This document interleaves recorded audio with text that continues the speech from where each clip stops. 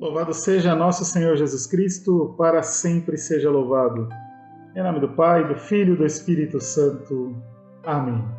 Vinde, Espírito Santo, enchei os corações dos vossos fiéis e acendei neles o fogo do vosso amor. Enviai o vosso Espírito e tudo será criado, e renovareis a face da terra. Oremos.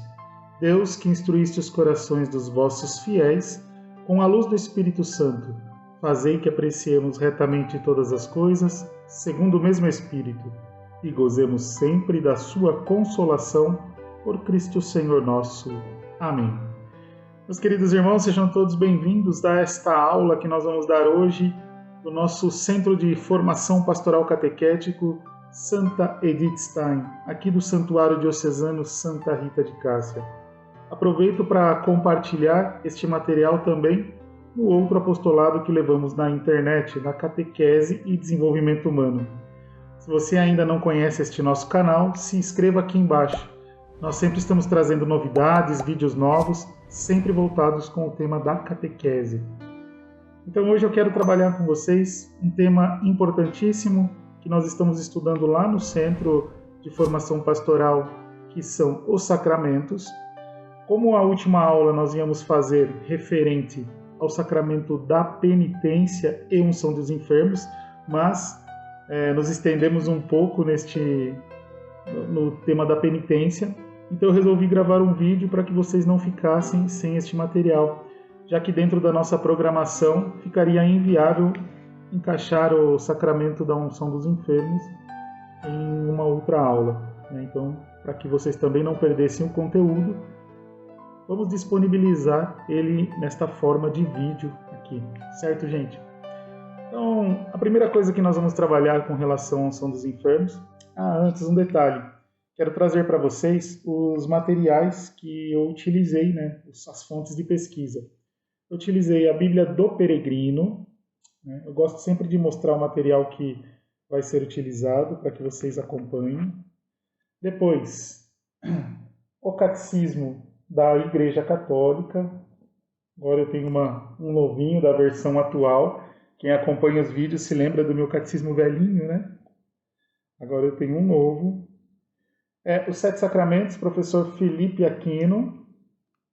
E o CAT, eu gosto dele porque ele transforma em perguntas, né? E também do professor Felipe Aquino, o Catecismo de A a Z. São materiais que me ajudaram nesta preparação desta aula sobre a unção dos enfermos. Vamos lá? A unção dos enfermos. Fundamentação bíblica. Alguém dentre vós está sofrendo? Recorra à oração. Alguém está alegre? Entoe hino.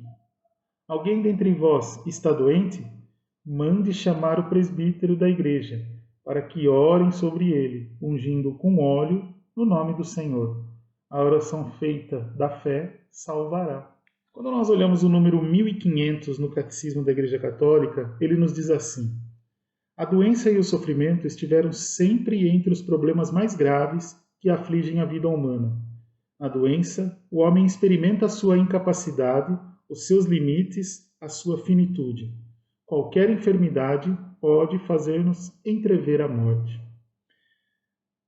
Acho que é um tema que nós não precisamos nem detalhar muito, pelo período que nós estamos vivendo. Quantas mortes, Quantas pessoas nós acabamos perdendo durante este período de pandemia. Famílias inteiras que passaram por um processo de luto e ainda estão passando, por um processo de luto bastante doloroso. E a enfermidade, ela se tornou até uma pauta de conversa, nos últimos 1 ano e 10 meses aí que nós estamos dentro desta pandemia.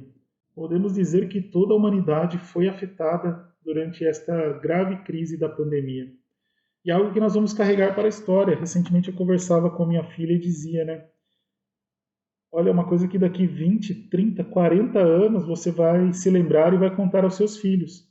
Que no ano de 2020, 2021, ficamos trancafiados dentro de casa, as igrejas fechadas, escolas paralisadas, comércio, uma loucura, máscara no rosto e tudo isso que todos nós estamos enfrentando. A doença sempre foi algo presente na humanidade. Aqui não vou fazer nenhuma reflexão acerca do certo, do errado, né, com relação à pandemia, não é esse o nosso objetivo da aula, mas detalhar que nós enfrentamos esse período doloroso, esse período extremamente delicado da nossa história. O número 1501, ele vai nos dizer assim, deixa eu pegar ali no catecismo aqui, um pouco mais fácil da gente ler, 1501. Se você quiser dar uma pausa e pegar o catecismo para que você possa acompanhar, também ajuda. 1501 nos diz assim: a enfermidade pode levar a pessoa à angústia, a fechar-se sobre si mesma e às vezes ao desespero e à revolta contra Deus. Também pode, no entanto, tornar a pessoa mais madura, ajudá-la a discernir em sua vida o que não é essencial, para voltar-se àquilo que é essencial. Não raro, a doença provoca a busca de Deus, um retorno a Ele. Acontece bastante isso, né? Os dois lados. O primeiro deles é que a pessoa, ao receber, por exemplo, o diagnóstico de uma doença terminal, uma doença muito grave, ela se revolte contra Deus e queira se afastar completamente de Deus, dentro deste espírito de revolta. Aí cabe muito a nós, evangelizados, se essas pessoas estão próximas a nós, aos poucos e trazendo esta pessoa novamente para o Cristo. É claro que não adianta, logo após uma pessoa receber um diagnóstico de algo muito grave, nós mergulharmos em momentos de piedade, querer que essa pessoa reze, ficar o tempo todo falando de Deus para essa pessoa, que nós vamos acabar afastando. O mais importante de tudo, quando a pessoa recebe um diagnóstico dela, é mostrar que nós estamos ao lado e prontos para ajudá-la. Depois, com o tempo, com o nosso companheirismo, ir apontando novamente o Cristo para essa pessoa. Não é fácil receber um diagnóstico duro. Não é fácil saber que tem uma doença que muitas vezes não terá cura ou que você carregará para a vida com diversos transtornos. Por um outro lado, muitas pessoas veem na doença uma forma de se aproximar de Deus, muito semelhante a Jó, uma forma de se colocar diante do Senhor, fazer penitência e se preparar, por exemplo, para a morte ou aprender a conviver com aquela doença. Então ela pode causar os dois efeitos. Das duas formas, 2 pontos. 1. Se isso acontecer conosco, estarmos cientes, unidos a Deus desde já, para que não entre em nosso coração este espírito de revolta. Para que a gente possa tomar essa segunda opção, um momento de encontro, de fidelidade ao Senhor, uma preparação para a nossa passagem, tendo em vista que aqui nós somos peregrinos, que esta vida vai passar.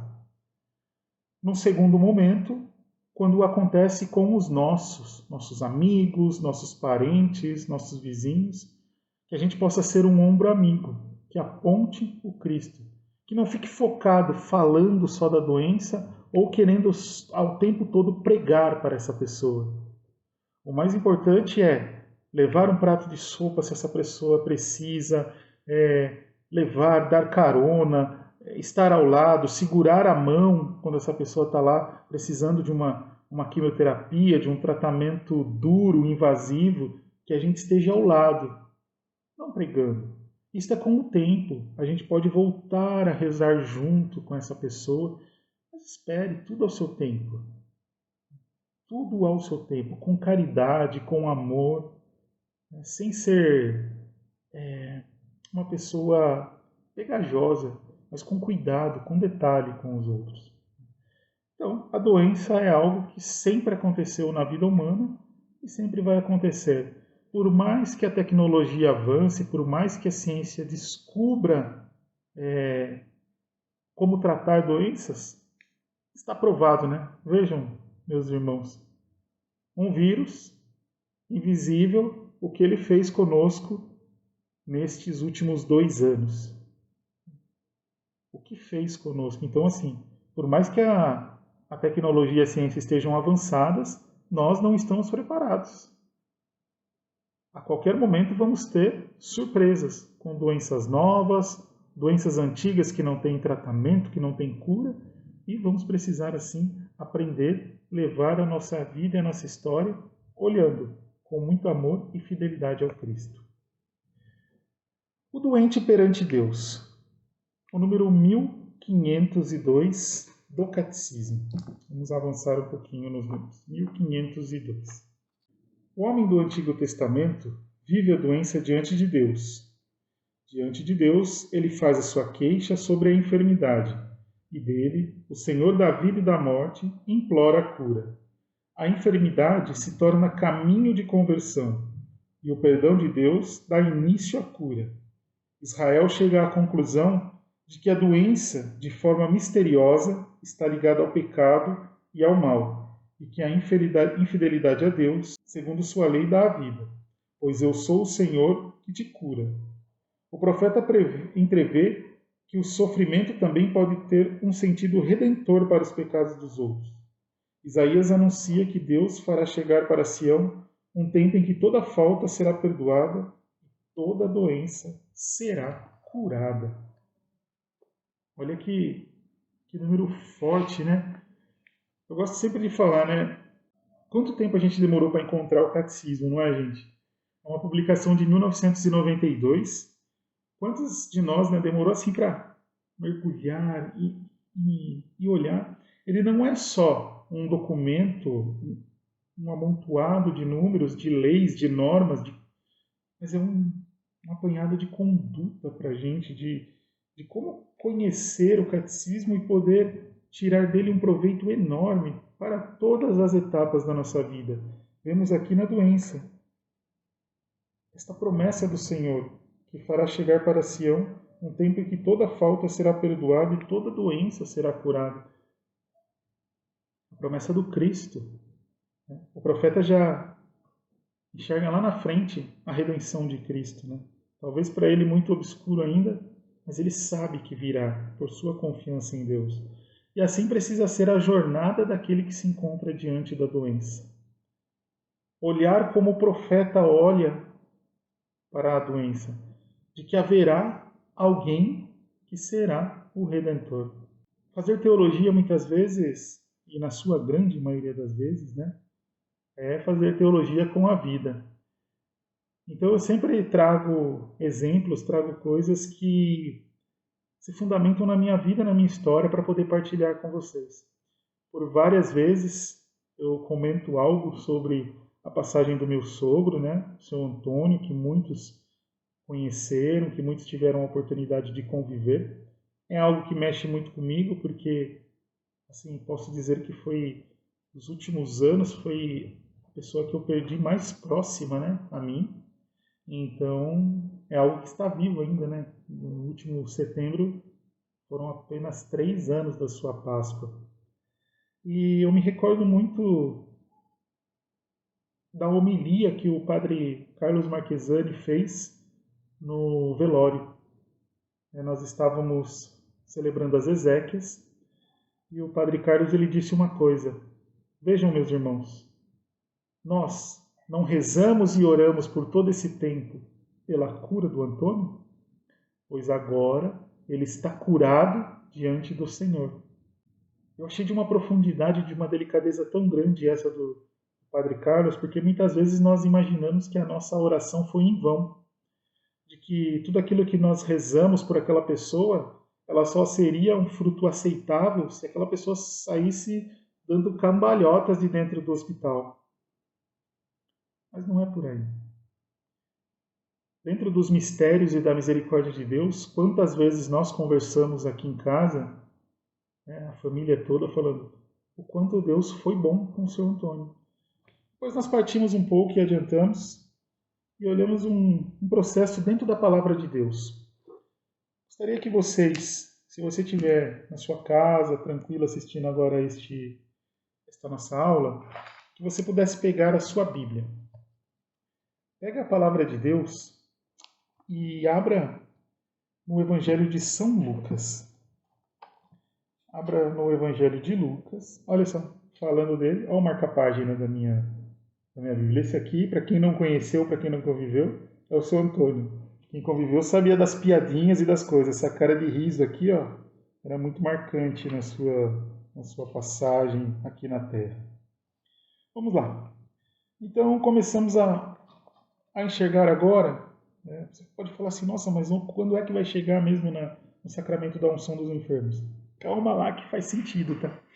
Vamos passar pelos estágios da cura.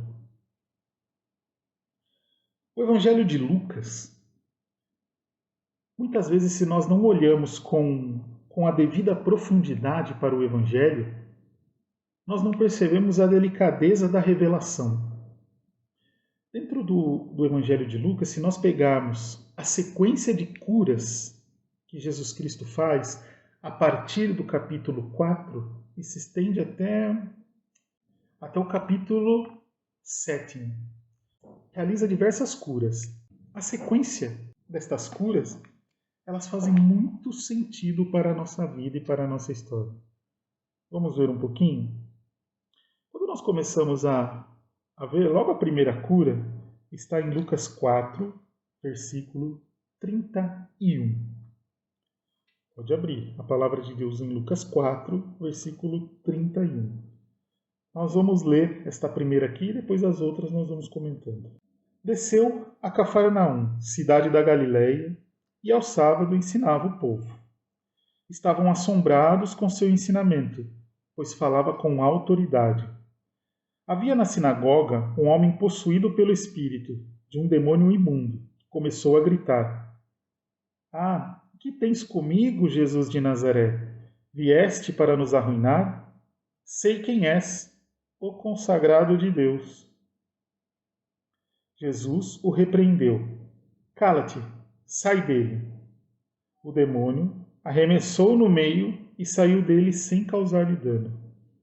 Ficaram todos estupefatos e comentavam entre si: O que significa isso? Manda com autoridade e poder nos espíritos imundos e saem?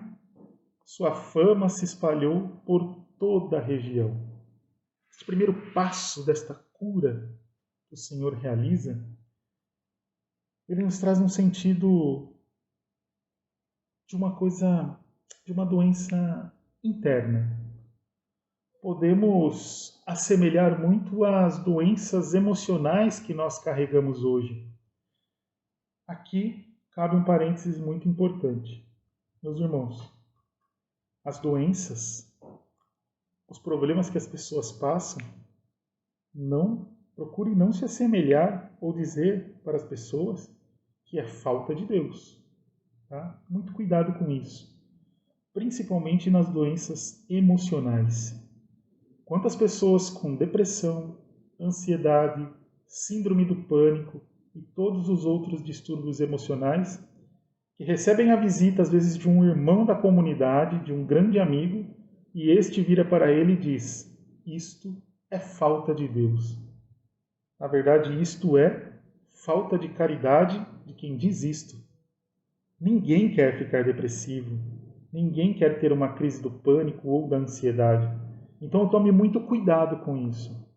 Mas esta palavra vem nos dizer de uma doença que é interna, que se manifesta no nosso emocional. Então, Jesus é aquele que tem o poder de curar essa pessoa. É aquele que tem o poder de entrar dentro da alma e lavar, expulsar esses demônios, expulsar a doença. Então, isso nós precisamos ter, este detalhe e este cuidado de não julgar, mas permitir aproximar o doente de Cristo, para que Cristo o liberte. São prisões emocionais que muitas vezes nós entramos por conta do trabalho, do estresse, da loucura do dia a dia. Quantas pessoas, nesses últimos 2 anos, principalmente por conta da pandemia, que perderam o emprego, pessoas que pensaram no suicídio, porque viram as dívidas, as contas e entraram no desespero, e aquilo perturbou emocionalmente a pessoa. Muitos. Então Jesus é aquele que consegue e quer e pode curar a pessoa no seu interior, expulsando tudo aquilo que é de mal. Seguindo um pouco adiante no Evangelho, nós olhamos em Lucas 4, versículo 38, é a cura da sogra de Pedro. Neste estágio, a doença já se manifesta um pouco no exterior, porque diz a palavra que ela teve febre. Saiu da sinagoga e entrou na casa de Simão. A sogra de Simão estava com febre alta e suplicaram por ela. Ele se inclinou sobre ela, repreendeu a febre e ela passou. Imediatamente levantou-se e pôs a servi-los. Ou seja, essa doença já se manifestava um pouco de forma externa, por meio de uma febre, uma infecção de algo que estava por dentro e algo que se manifestou através de uma febre.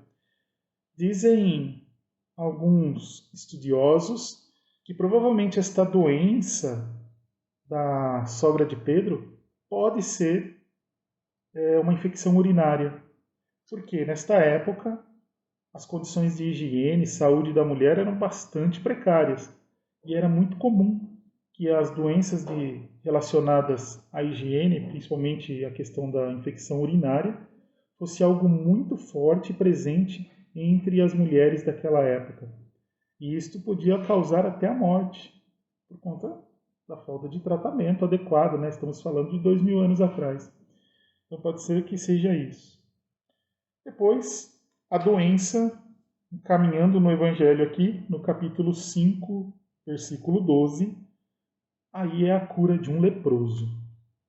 A doença, então, que na primeira cura era interna, espiritual, na segunda já se manifesta com uma febre, uma infecção interna, que se manifesta na febre.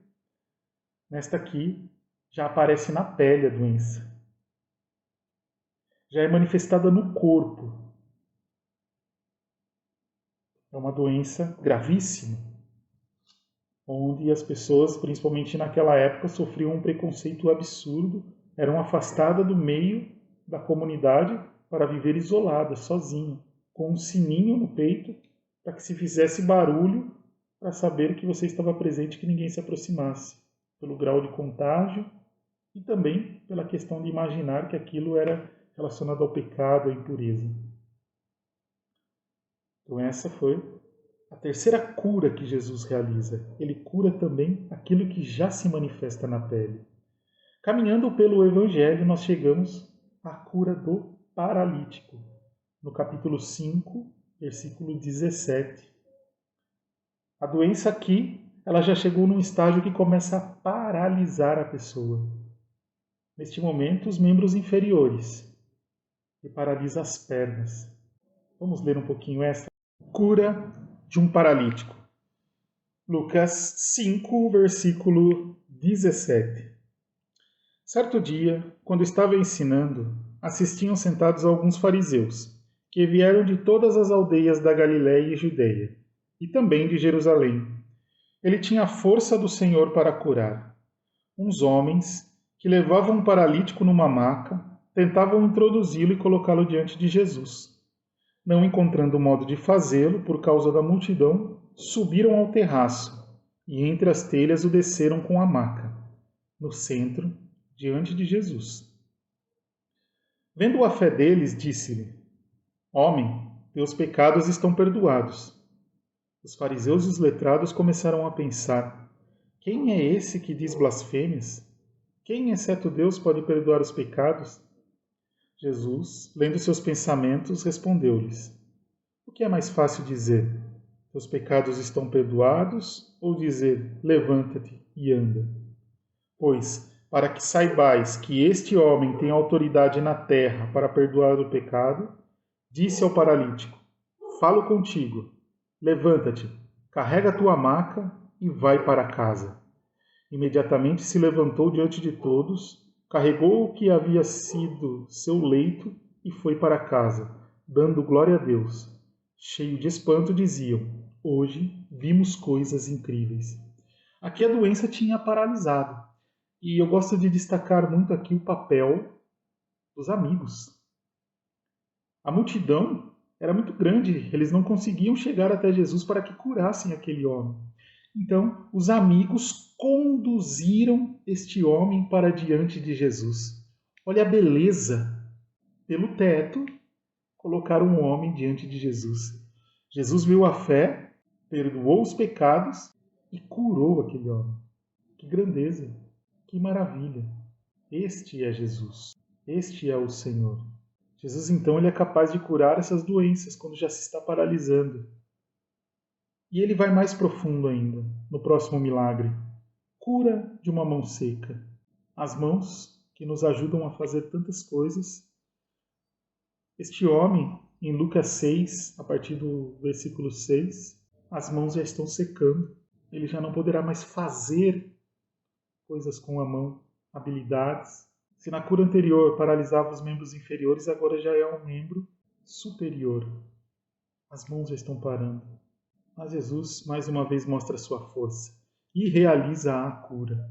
Depois, em Lucas 7, versículo 1, o servo do centurião. Quando terminou seu discurso ao povo, entrou em Cafarnaum. Um centurião tinha um servo a quem estimava muito, que estava doente, a ponto de morrer. Tendo ouvido falar de Jesus, enviou-lhe uns notáveis judeus para pedir que fosse curar o seu servo. Apresentaram-se Jesus que lhe rogavam insistentemente, alegando que ele merecia esse favor. Ama nossa nação e ele próprio nos construiu a sinagoga. Jesus partiu com eles. Não estava longe da casa quando o centurião lhe enviou alguns amigos para lhe dizer: Senhor, se não te incomodes, não sou digno de que entres ao meu teto. Por isso, nem sequer me considerei digno de aproximar-me de ti. Pronuncia uma palavra e meu servo ficará curado. Também eu tenho um superior e soldados às minhas ordens. Se digo a este que vá, ele vai. A outro que vem, ele vem. Ao servo que faça isso, ele o faz. Ao ouvir, Jesus admirou-se, voltando-se, disse à multidão que o seguia: Nem sequer em Israel encontrei fé semelhante. Quando os enviados voltaram para casa, encontraram o servo curado. Aqui já estava à beira da morte. Vamos vendo a progressão da doença. Alguns momentos mais, este homem já estaria morto. Já tinha dominado. Essa força do Cristo foi capaz de curar. Pela fé daquele que estava lá diante dele, e o curou. E a última cura destes 7 estágios da cura é a cura do filho da viúva. Lucas 7, versículo 11. Aqui na Bíblia do Peregrino já começa assim, o negrito. Ressuscita o filho da viúva. Prosseguindo, dirigiu-se a uma cidade chamada Naim, acompanhado pelos discípulos e grande multidão. Justamente quando se aproximava da porta da cidade, levaram para fora um morto, filho único de uma viúva. Acompanhava um grupo considerável de moradores. Ao vê-la, senti-se compaixão e disse: Não chores. Aproximou-se, tocou o féretro e os carregadores pararam. Então disse: Jovem, falo contigo, levanta-te. O morto se levantou e começou a falar. Jesus o entregou à sua mãe. Todos ficaram espantados e davam glória a Deus, dizendo: Um grande profeta surgiu entre nós. Deus se preocupou com o seu povo. A notícia do que havia sido feito se divulgou por toda a região e pela Judéia. Agora aqui, já a morte tinha dominado. Vejam o processo, de como começou lá na primeira cura do possesso, avançou pela cura da sogra de Pedro, do leproso, do paralítico, a mão seca, o centurião, e chegou aqui, que era o momento que precisava da ação mais forte de Deus. A morte já tinha dominado e Jesus cura. O que nós aprendemos com esta sequência e o que vale para nós com relação à unção dos enfermos? Que Jesus Cristo é capaz de dar vida, de curar em qualquer estágio de doença que nós possamos atravessar em nossa vida e em nossa história.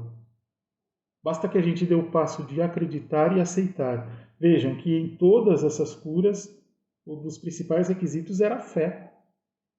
Se colocasse diante do Senhor com fé. Alguns deles, depois de curados, já diz, e colocaram-se prontamente a servi-lo. Também isso é importante, Curar ser curado pelo Cristo, mas continuar servindo. Não aparecer, né, como a gente acontece muitas vezes e vemos. Quantas pessoas buscam a graça na igreja e depois não voltam para agradecer. Como se fosse um shopping. Vou lá, compro e utilizo a minha saúde, a minha vida com outras coisas, não para me desgastar pelo Evangelho. Então fica essa reflexão também. Vamos seguir com a nossa aula. O número 1504 do Catecismo nos diz: Cristo médico. Frequentemente Jesus pede aos doentes que acreditem. Serve-se de sinais para curar. Saliva, imposição das mãos, lodo, lavagem. Por outro lado, os doentes procuram tocar-lhe, porque dele saía uma força que curava. Por isso, nos sacramentos, Cristo continua a nos tocar para nos curar. Esta é a beleza do sacramento. Esta é a maravilha. De uma ajuda para o Yucat aqui para falarmos um pouco sobre o sacramento da reconciliação, da unção dos enfermos. Antes de ler aqui, queria fazer um comentário. Quantas vezes nós temos medo, né, desse sacramento da unção dos enfermos? Sempre gosto de fazer uma brincadeira nas aulas ou nas palestras, nas pregações. Antigamente, quando o sacerdote aparecia na casa de um doente, praticamente o doente já morria de infarto ali, né? Chegou o padre, chegou minha hora. Então era essa visão que o sacramento ganhou, e ganhou até um apelido, né? Extrema unção. A unção dos enfermos ganhou esse apelido de extrema unção, ou seja, recebeu, morreu. Faz uma rima, né? Mas na verdade não é bem assim. Qualquer crente pode receber o sacramento da unção dos enfermos desde que se encontre numa situação de doença crítica. A unção dos enfermos pode ser recebida várias vezes na vida. Tem igualmente sentido que os jovens peçam este sacramento quando se submetem a uma operação difícil. Nessas alturas, muitos cristãos doentes associam a unção a uma confissão de vida. Em caso de morte, eles querem encontrar a Deus com a consciência pura. Como é celebrada a unção dos enfermos? O rito essencial na celebração da unção dos enfermos consiste numa unção da testa e das mãos com o santo óleo, acompanhado de orações. Vocês podem conferir nos números 1517 a 1519 e depois o número 1531. Em todos estes nós vamos ver aí o poder da unção dos enfermos e de como se celebra. O Yucat continua nos falando: de que forma atua a unção dos enfermos? A unção dos enfermos concede consolação, paz e força e une profundamente a Cristo, o doente que se encontra em situação precária e em sofrimento. Na verdade, o Senhor passou pelas nossas angústias e tomou sobre o seu corpo as nossas dores. Em alguns, a unção dos enfermos provoca cura corporal.